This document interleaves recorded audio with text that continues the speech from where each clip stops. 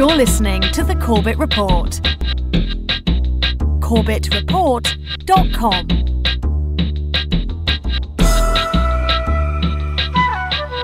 Welcome back to The Corbett Report, ladies and gentlemen. I'm your host, James Corbett of CorbettReport.com, podcasting to you, as always, from the sunny climes of Western Japan, here on this 5th day of February 2015. Welcome to episode 301 of The Corbett Report, How to Fake an Alien Invasion. Now, you better be careful who's watching over your shoulder today, because we are about to broach one of the most top-secret, ultra-classified pieces of information in the entire conspiracy pantheon, a subject so sensitive that its mere exposure threatens to topple the power pyramid itself, and as a result, is never talked about in the establishment mouthpiece media. I'm referring, of course, to the topic of aliens. Plus, what was in the skies over Jerusalem? And why did it stop over one of the most treasured sites in Christianity? We bring you this special radio television broadcast in order to give you the very latest information on an amazing phenomenon, the arrival of a space ship in Washington. The Army has taken every precaution to meet any emergency which may develop. Just a minute, ladies and gentlemen, I think something is happening.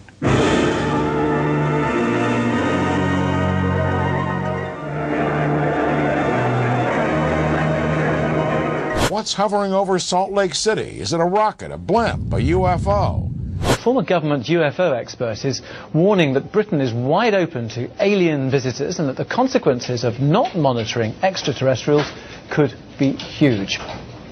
Nick Pope, who resigned from the Ministry of Defence UFO project, says the department looking into UFOs has all but closed down, and despite a high number of credible sightings. Let's speak to Nick Pope. He joins us both in the studio. We want to meet this guy. Joining us now, our team leader James Fox, one of the nation's top UFO experts, and Aaron Ryder, who is in charge of tech and recon for the series. Good morning to both of you. Good morning. Is it a ufologist? Is that what the actual... So they say. Okay. EWA 517, do you want to report a UFO? Over. Negative. We don't want to report. Aries 31, do you wish to report a UFO? Over. Negative. We want to report one of those either. Aries 31, do you wish to file a report of any kind? Over. I wouldn't know what kind of report to file, Senator. Aries 31, me neither. I'll try to track traffic to destination. Over.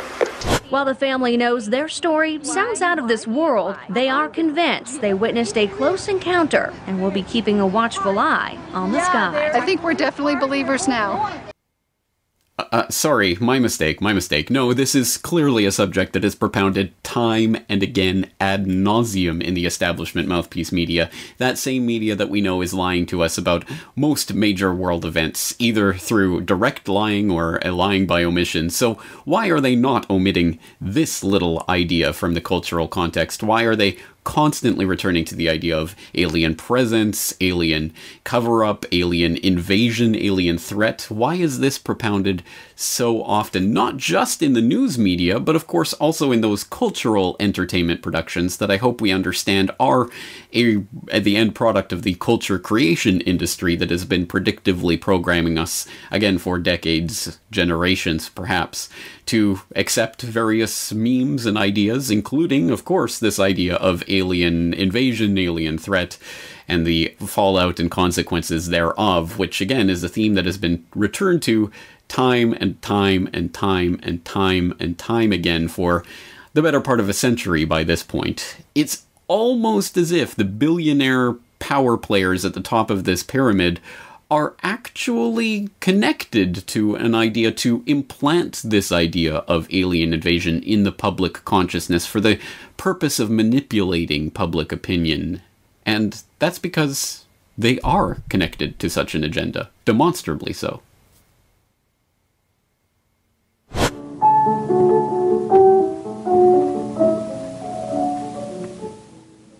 Ladies and gentlemen, here is the latest bulletin from the Intercontinental Radio News.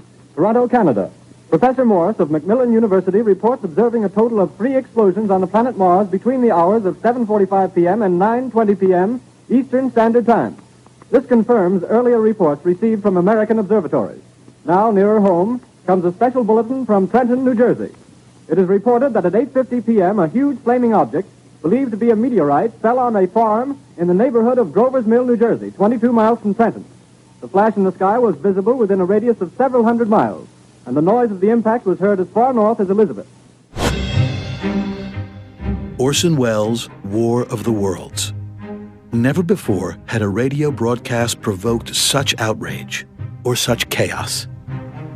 Upwards of 1 million people convinced, if only briefly, that the United States was being laid waste by alien invaders, and a nation left to wonder how they possibly could have been so gullible.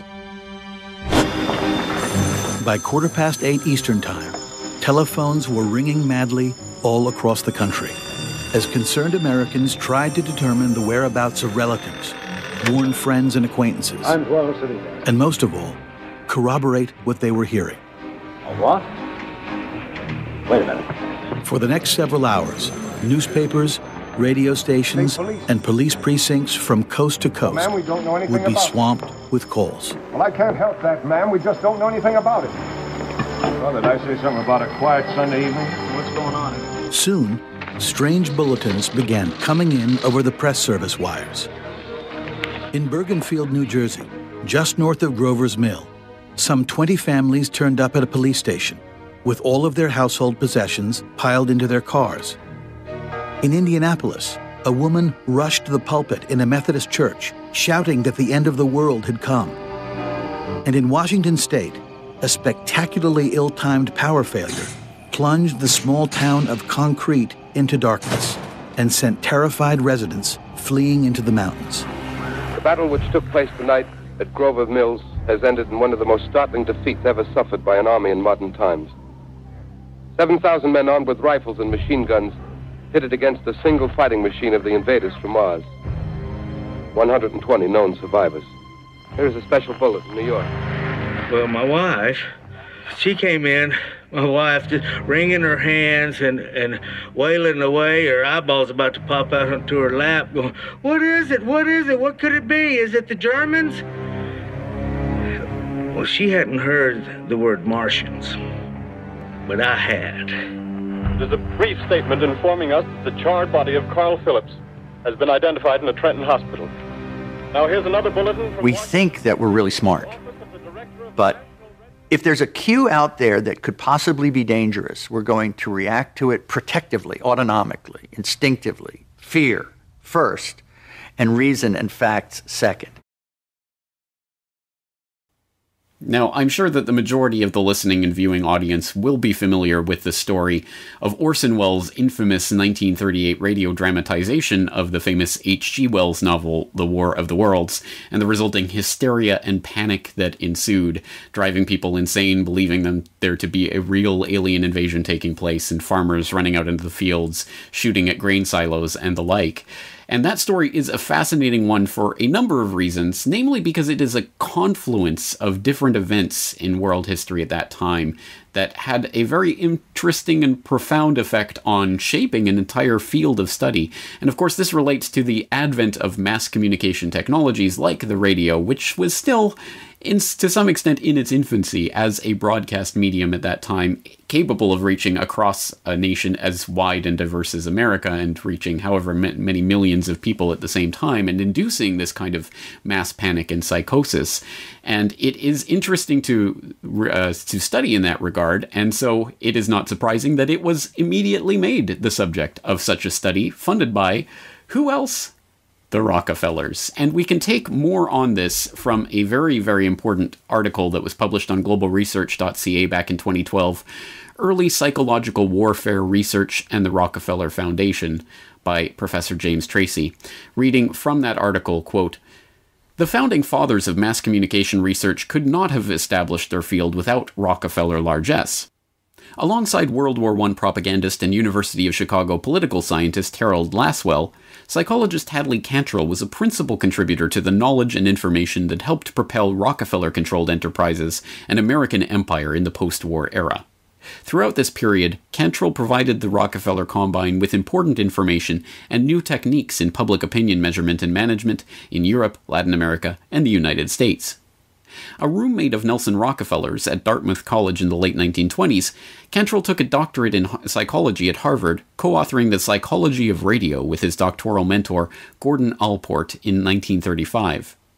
Radio is an altogether novel medium of communication, Cantrell and Allport observed, preeminent as a means of social control and epochal in its influence upon the mental horizons of men.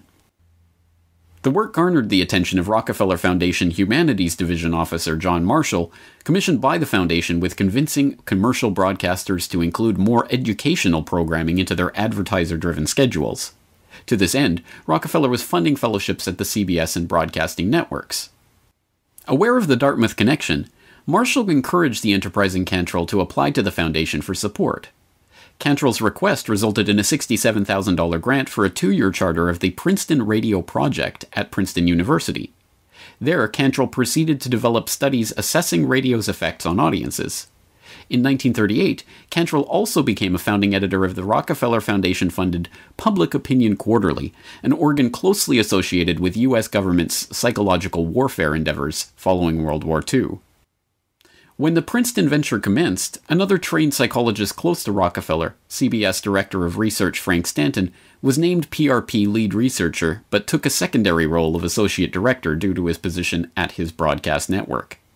At this time, Austrian émigré social scientist Paul Lazarsfeld was recruited to join Cantrell. Thus, Cantrell, Stanton, and Lazarsfeld were closely affiliated and ideally positioned to embark on a major study involving public opinion and persuasion. The opportunity for such an analysis presented itself when CBS broadcast Orson Welles' rendering of H.G. Wells' War of the Worlds on October 30th, 1938. Lazarsfeld saw the event as especially noteworthy and immediately asked Stanton for CBS funds to investigate reaction to what at the time was the largest immediate act of mass persuasion in human history. Over the next several months, interviews with War of the Worlds listeners was collected, provided to Stanton at CBS, and subsequently analyzed in Cantrell's 1940 study, The Invasion from Mars, a study in the psychology of panic. End quote. A fascinating little tidbit from history, I trust that you'll agree, and if you do, I hope you'll go and follow the link in the show notes to that original article so you can continue reading about Hadley Cantrell's adventures providing studies and information about psychological persuasion to the Rockefeller Foundation, and how that developed and contributed towards psychological warfare techniques for the U.S. Army and things of that nature. But, again, I think it is interesting to see this confluence of H.G. Wells' War of the Worlds becoming a radio dramatization, which incites this mass panic, the largest immediate act of mass persuasion in human history, that is then studied by the Princeton Radio Project, backed up by the Rockefeller Foundation. But you could argue that that's a tangential connection or just a coincidental connection, that this doesn't mean that the Rockefellers are interested in mass persuasion in terms of alien invasion per se. It's just that that was the immediate causal, proximate cause of this particular study. So you might fruitfully ask, are there any other connections between Rockefellers and this idea of faking an alien invasion or an alien presence of some sort? And the answer is yes. Yes, there is such evidence. Mr. Rockefeller backed many UFO-related projects in the period between the late 80s and 2000. But for the purpose of this hearing, we will concentrate on his political initiatives in these areas. Lawrence Rockefeller's first forays into ufology started sometime in the late 80s through Dr. Cecil B. Scott Jones, a parapsychologist and former U.S. Navy commander who had worked as naval attaché in Asia and at the Naval Scientific and Technical Intelligence Center. Between 1985 and 1991, Jones was special assistant to Senator Claiborne Pell, the powerful Rhode Island Democrat chairman of the Senate Foreign Relations Committee, who was deeply interested in parapsychology and who probably many of you met personally. Senator Pell was also friends with Lawrence Rockefeller, and both served on the board of the Human Potential Foundation, a small think tank launched in 1989 in Vienna, Virginia by Jones to conduct, quote, research into all conditions of humankind physiological, psychological, and spiritual. Many of the papers released by the White House OSTP come from Scott Jones, who knew Dr. John Gibbons, a physicist who worked for many years as director of the Office of Technology Assessment for the U.S. Congress and was appointed in 1993 by the Clinton administration to direct the OSTP. What was the exact turning point of Lawrence Rockefeller's evolution from a general interest in consciousness studies into the specific area of UFOs and extraterrestrial intelligence is still unclear. But the end of the Cold War and the arrival in Washington of a younger generation represented by Bill and Hillary Clinton are key factors. He felt the time was ripe for a new and fresh approach into an area that had been previously dominated by a Cold War mentality. Rockefeller recruited for these efforts a longtime associate, Henry L. Diamond, an environmental attorney from Washington, D.C., whose links to the family went all the way back to the 1960s, when he worked with Lawrence in his conservation activities. Diamond also knew John Gibbons, and so he was the right person to make the first contact with the OSTP chief when he sent a memorandum on March 29, 1993, requesting a meeting. And I'm quoting now the first paragraph. Lawrence S. Rockefeller, who is a leading U.S. conservationist, businessman, and philanthropist, is anxious to have a brief meeting with Dr. Gibbons to discuss the potential availability of government information about unidentified flying objects and extraterrestrial life. As one who has had a long-time interest in environmental and spiritual issues, Mr. Rockefeller, with other leading citizens, is planning to make an approach to President Clinton on this subject. I invite all of the political media, all media in general, but certainly the political media, to look at the Rockefeller Initiative. It is one of the great stories in American history. It's one of the great political stories, certainly of this or any other time. It is filled with amazing people who are still around and still very powerful. At the time that Rockefeller approached, through his attorney, President Clinton, Clinton's one of his very key advisors was John Podesta. The chief of staff at the time was Leon Panetta. The wife of the president at the time was Hillary Clinton. A good friend of the family at the time, soon to be Clinton's Secretary of Energy, was Bill Richardson. And this event went on, or this initiative went on for 6 years. The press completely ignored it, as if, what's the news there? It's just a billionaire Rockefeller trying to get the president to release all the files on this phenomena, possibly put a letter into every newspaper in the country and release, and the truth embargo. There's no news there. Now, for those of you not immersed in the topic of the disclosure movement, you may not be familiar with some of these names and faces, but some of the main ones to take note of are, of course, Dr. Stephen Bassett, who founded and runs something called the Paradigm Research Group at paradigmresearchgroup.org. He defines himself as a political activist, lobbyist, commentator, the executive director of Paradigm Research Group and the Extraterrestrial Phenomena Political Action Committee, and executive producer of the X Conference, the Citizen Hearing on Disclosure, and the Congressional Hearing Initiative. And Dr. Stephen Greer, who runs something called the Disclosure Project, and he describes himself as the father of the disclosure movement and the person who presided over the groundbreaking National Press Club disclosure event in May of 2001. So these are some of the biggest names, if not the biggest names, in this disclosure movement, and, well, they don't really make a secret of the fact that the Rockefellers are, or specifically Lawrence Rockefeller, was a big help in getting this movement launched back in the mid-1990s. And again, we can document this, and in order to do so, let's turn to a very important website, which I will commend to your attention, and I hope that you guys out there have, well, I know some of you have already found it and have emailed me about it. I have found it myself, and it seems that myself and the author of this website are in accord on a number of our political views, especially the overall way in which the BRICS and China and Russia and other aspects aspects of the New World Order system are being used as the good cop and a good cop, bad cop system, but also on this subject of the UFO disclosure movement in a very important article called Why Are the Rockefellers and the Jesuits Guiding the UFO Disclosure Movement at redefininggod.com. I will put the link in the show notes so you can go and follow it, but just reading from that article, quote, "The Rockefeller role in getting the disclosure ball rolling is something of an open secret among the disclosure people, the disclosuristas, as I call them. On Stephen Bassett's own Paradigm Research Group website, a specific Rockefeller effort referred to as the Rockefeller Initiative is openly touted. The same effort is also touted on Stephen Greer's Disclosure Project website as Project Starlight.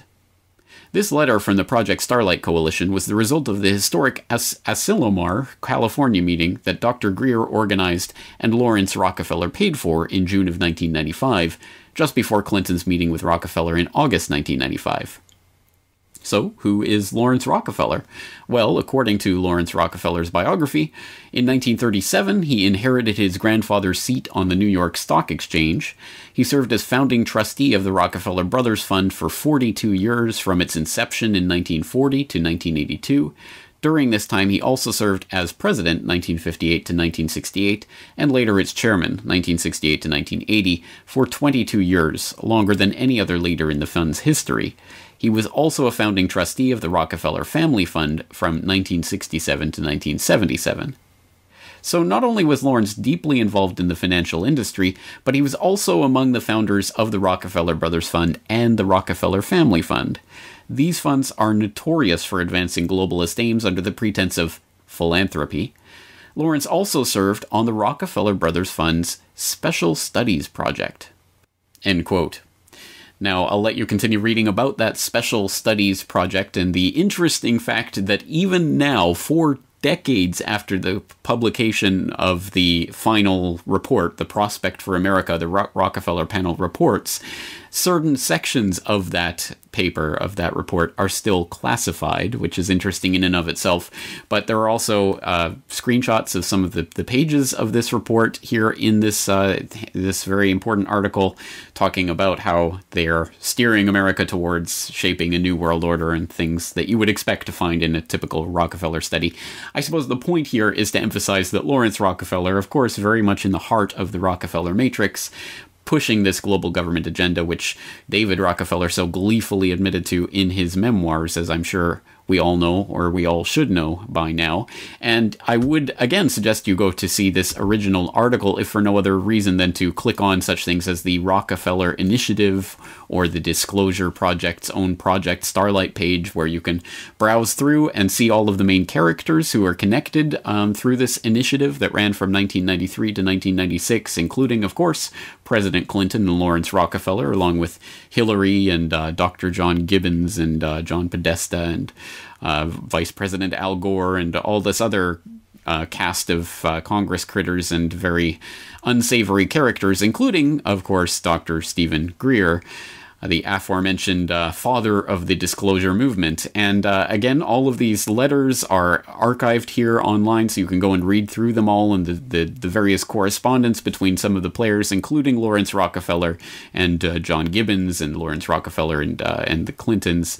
I mean, this is a pretty interesting and openly admitted non-secret that the disclosure movement was really launched with the aid of Lawrence Rockefeller and the Clinton administration. So I think that should at least get our antennas up towards the possibility that this is going to be used towards the furtherance of some sort of staged or faked alien invasion. Now that, again, sounds like an outlandish prospect to those poor souls coming in from mainstream media land who are just landing on this site randomly. I hope that you will be able to at least appreciate that there might be a reason why the very rich and powerful and well-connected would be interested in doing something as ridiculous and outlandish, I agree with you there, as staging some sort of alien threat, alien presence, whatever it may be. But there, as I say, there are reasons why this might be done, and these aren't reasons that we have to speculate on.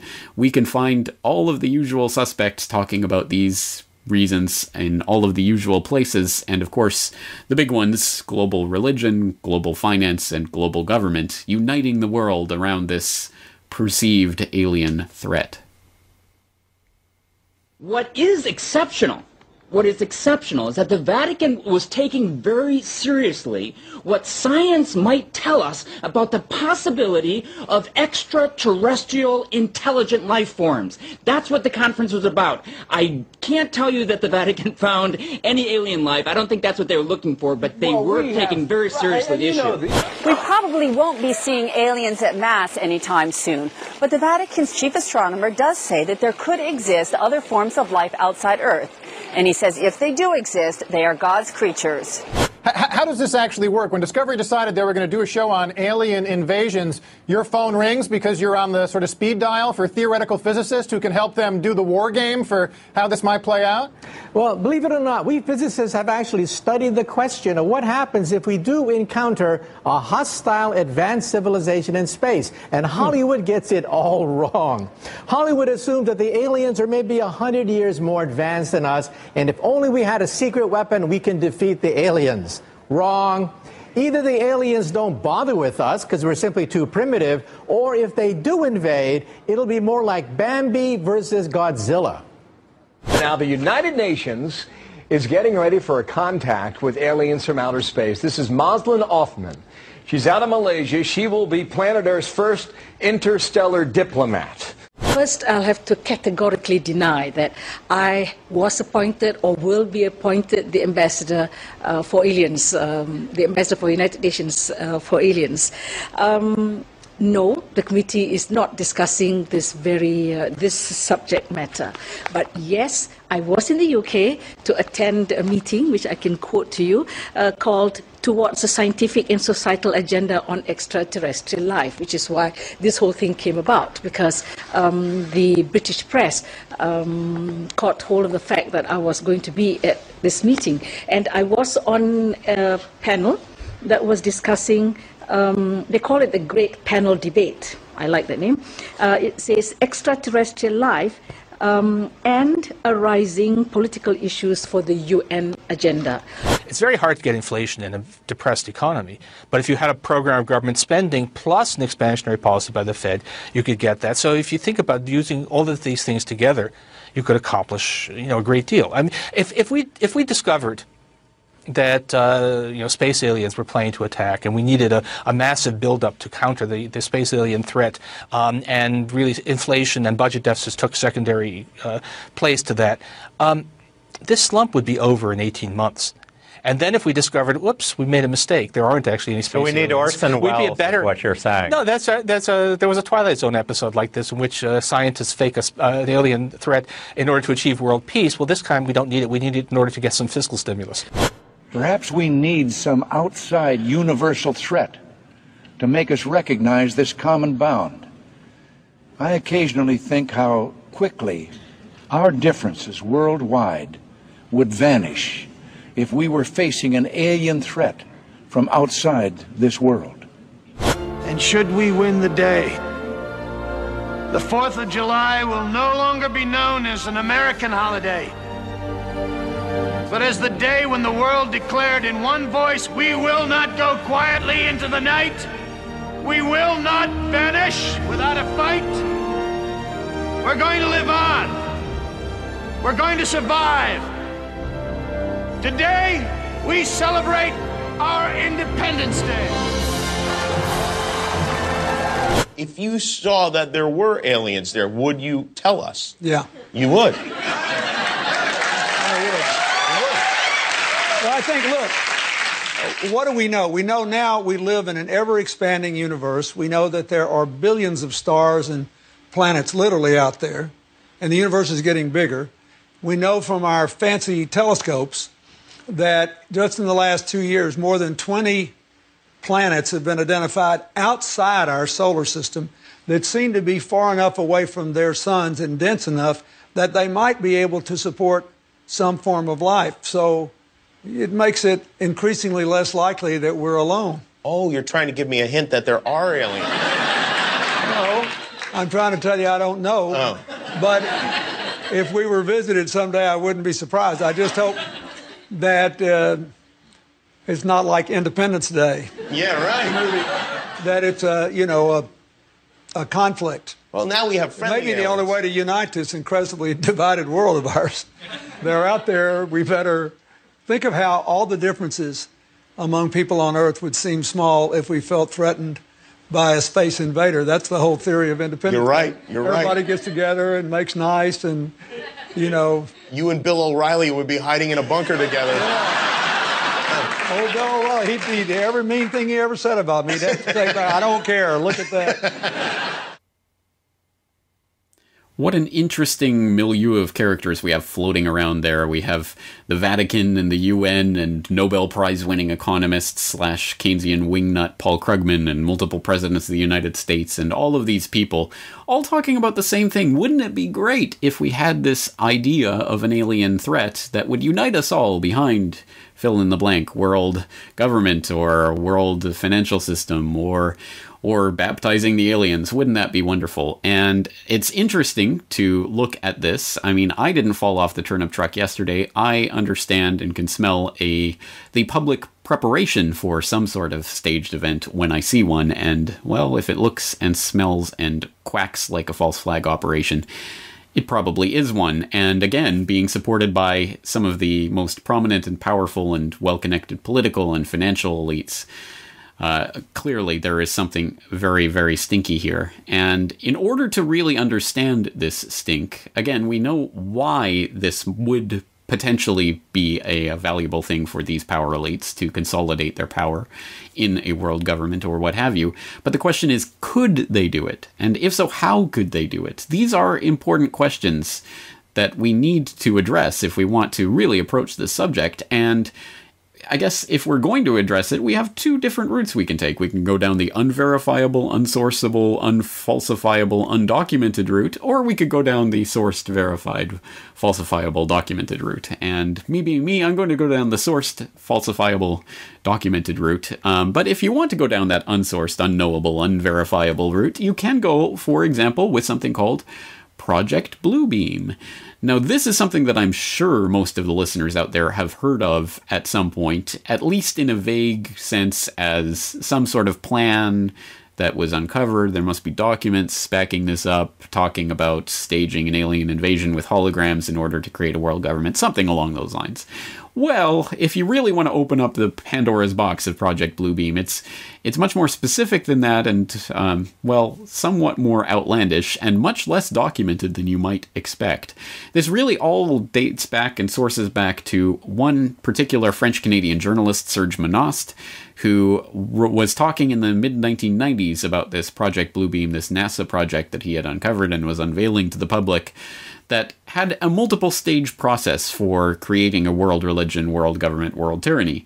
And this involved the induction of earthquakes in order to expose archaeological finds, manipulated, planted archaeological finds that would change our view of human history, and staged extraterrestrial invasion, and the appearance of a new messiah to be the head of this world religion, and the imposition of UN world government, etc. So this is a detailed plan that was talked about, but again, there is literally no documents behind this. There's no NASA secret paper that was ever exposed about this. It really all sources back to this Serge Monast and a couple of interviews that are available online. There's a transcript of a speech. There's a translation of what I guess is some sort of summary of a book that apparently he wrote on this subject.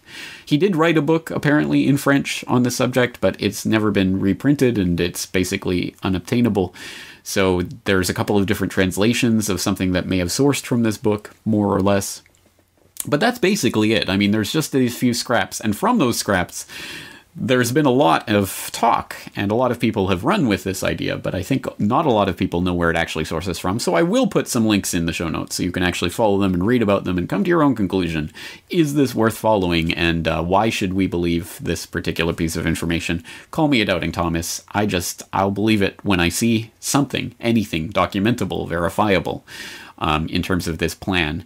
Now, if we want to go down the other route and look at actual verifiable, sourced, and knowable technologies that we know exist, let alone those technologies that we don't know exist that are being worked on in the skunk works of DARPA down in the bowels of the Pentagon. And for more on DARPA, I'll direct you to a previous Corbett Report radio episode where we talked about DARPA and its various projects. But for some of the technology that we do know about, we can source that in a number of different ways from a number of different seemingly disparate threads, but definitely technologies that we now know exist.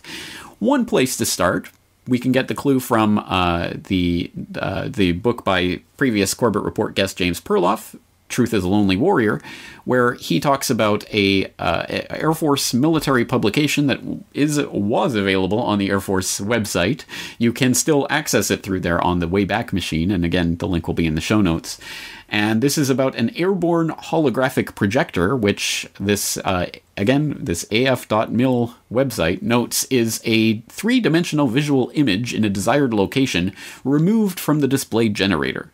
The projector can be used for psychological operations and strategic perception management.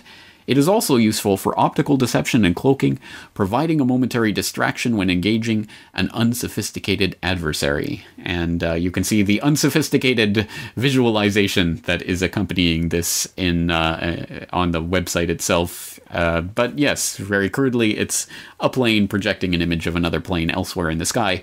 Now, that, of course, is a very crude implementation of this type of holographic technology that, at the very least, would be required for making the world believe we were under some sort of alien invasion threat or what have you. But that, again, is 20 years old now and sources from an Air Force military website.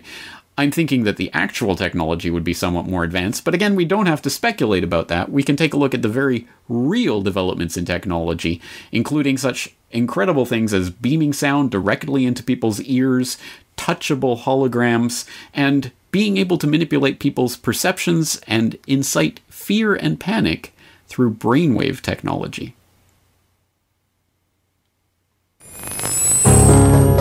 The ultimate weapon in the info war would be so secret, so invisible, so undetectable, you would never know your mind was under attack.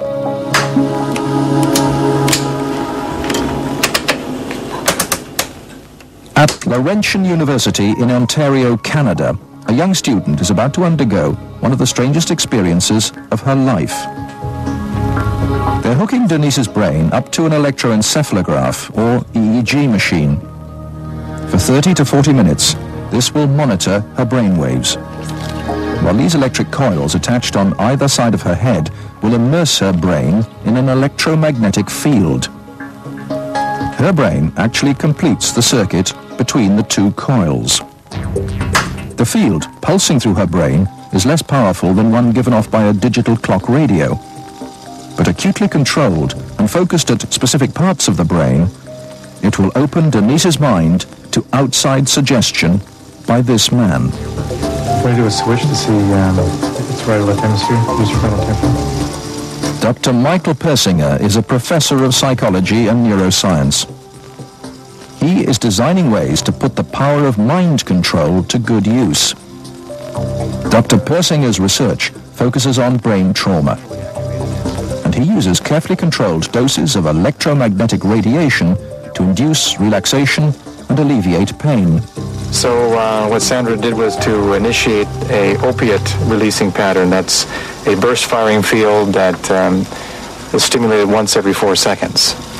And that produces relaxation and a very pleasant sensation. Similarly, using the appropriate fields, we can induce fear and apprehension, but clearly that would be unethical in that setting. Dr. Persinger's tests suggest that carefully programmed electromagnetic frequencies can tap into individual brains and influence people's emotions. The cognitive processes of the human brain are really quite simple. And if you understand how they work, you can make entire populations think and decide the manner in which you wish. Many experts are skeptical of such an Orwellian scenario, but Persinger thinks the implications are chillingly real. Suppose you generate a field that produces fear, fundamental fear, in large numbers of people. And then, over the television, more traditional ways, you say, the reason we're having this fear is because of this particular group. And now you start to move the population believing in a direction that you wish. To influence 250 million people, the equivalent of the entire population of the United States, may not be that difficult. According to Dr. Persinger, we already have the technology, satellites and television and radio transmitters. Mind control may already be happening. We know the mysterious PSYOPs plane can beam persuasive sounds and pictures into people's television sets. Will it someday beam disturbing frequencies directly into the mind? First, your voice is transformed into high-frequency ultrasound, sound so high no one can hear it. Ultrasound is highly directional, so, like a torch, it can be pointed at someone standing a long way away. Although they cannot hear the ultrasound, it causes secondary vibrations in the air around them, and it's that sound the person hears. So if you imagine you're in a room and I shine a flashlight at you, it's very bright for you, but it's very dark for everybody else. Much the same way, the audio spotlight creates a very narrow beam of sound that you can shine at a listener. They hear it very clearly, and it doesn't create noise that might bother other people in the same space. Researchers at Tokyo University have come up with a technology that is a first and significant step away from the mouse and keyboard, touchable holograms. Up until now, holography has been for the eyes only, and if you try to touch it, your hand would go right through. But now we have a technology that also adds the sensation of touch to holograms. Now look, I'm not necessarily saying that there's going to be a staged alien invasion tomorrow and that we should all be concentrating on this, nor am I saying that there is no such thing as alien life in the universe. I would be shocked, flabbergasted if there was not, and whether or not it's visiting Earth, well, what do I know? How do I know? I mean, I haven't seen it myself, but does that mean it doesn't exist? Well, of course not. Again, I'll let you guys, you're grown-up boys and girls out there, I'm sure you can decide for yourself on things like that.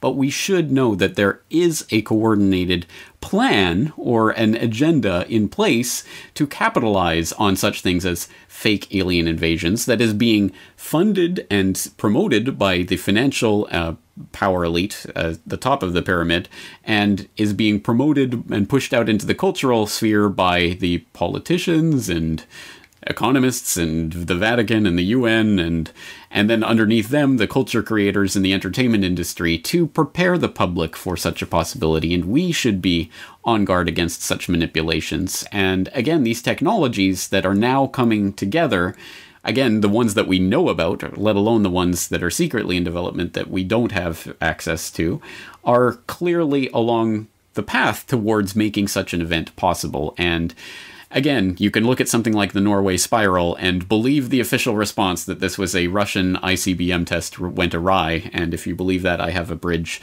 on the moon to sell you. But again, all of these are just different pieces of the puzzle, and I think they add up towards something very interesting and something that is potentially coming sometime in the future.